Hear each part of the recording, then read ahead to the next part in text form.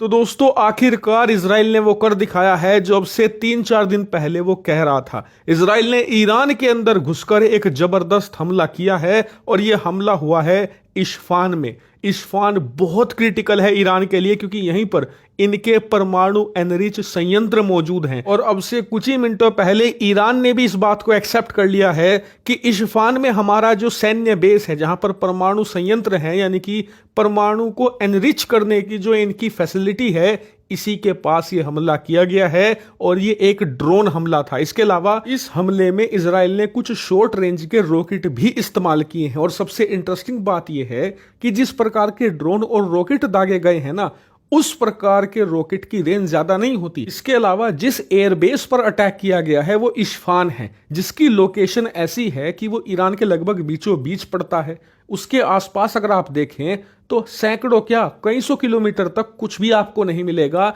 सिर्फ और सिर्फ ईरान की जमीन है। यानी कि इस बात की पूरी पूरी संभावना है कि ईरान के इस्फान बेस पर जो हमला हुआ है उसमें जिस प्रकार के ड्रोन और रॉकेट दागे गए हैं ना वो मोस्ट प्रोबेबली ईरान की जमीन से ही दागे गए हैं। और यह भी कहा जा रहा है कि इसमें मोसाद का हाथ हो सकता है जो इजराइल की खुफिया एजेंसी है। उन्होंने ही किसी अपने एजेंट के जरिए इन ड्रोन और रॉकेट को चलाया होगा ईरान के इन सैन्य बेस पर हमला करने के लिए। हालांकि ईरान की तरफ से यह कहा गया है कि हमारे ऊपर हमला जरूर किया गया है लेकिन जितने भी ड्रोन और रॉकेट दागे गए थे इन सभी प्रोजेक्टाइल को हमने बड़ी आसानी से इंटरसेप्ट कर लिया और इन्हें नष्ट भी कर दिया हवा में। हमें कोई भी नुकसान नहीं हुआ, ना ही किसी प्रकार का ड्रोन और रॉकेट हमारे किसी बेस पर लैंड हो पाया है। लेकिन आप में से कई लोग सोच रहे होंगे कि चलो इजराइल ने भी अपना बदला ले लिया और ईरान को भी कोई नुकसान नहीं पहुंचा, यानी कि मामला यहीं पर खत्म हो जाता है, अब बात आगे नहीं बढ़ेगी, सबको टेंशन से राहत होगी। लेकिन ऐसा नहीं है। दरअसल ईरान अब तक ये कह रहा था कि अगर इजराइल हमसे बदला लेने की कोशिश करता है और इस कोशिश में वो हम पर मिसाइल से स्ट्राइक करता है, लड़ाकू विमान से हमला करता है, तो वो तो बात एक तरफ है।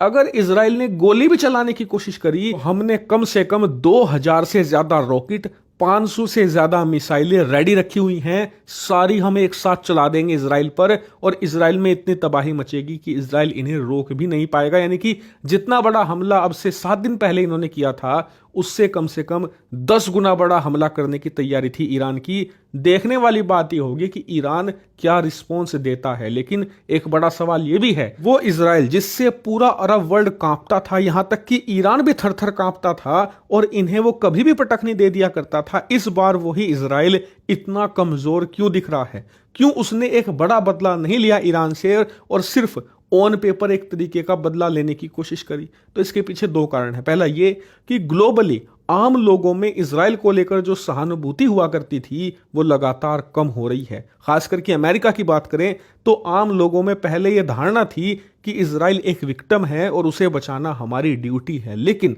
अब वो धारणा तेजी से बदल रही है। मेजॉरिटी ऑफ अमेरिकन्स ये मानते हैं कि इजराइल अब अत्याचार कर रहा है फिलिस्तीनियों पर, जिससे कि इसका प्रभाव पड़ता है अमेरिकी सरकार पर। यही दूसरा कारण है। दरअसल अमेरिकी सरकार ने पहले ही कह दिया था कि अगर आपने कोई भी बदला लेने का प्रयास किया तो हम आपके साथ खड़े नहीं दिखेंगे। और आपको बता दूं कि भले ही आपने इजराइल की खूब तारीफ सुनी होगी कि इन्होंने नए नए हथियार इन्वेंट कर लिए हैं, छोटा सा देश बहुत ताकतवर बन गया है, बहुत पैसे वाला बन गया है, लेकिन आपको बता दूं कि इनकी 99% ताकत और पैसा आता है अमेरिका से। इजराइल का जो 50% से ज्यादा रक्षा बजट है अमेरिका डोनेशन में देता है। अमेरिका इन्हें एडवांस हथियार देता है।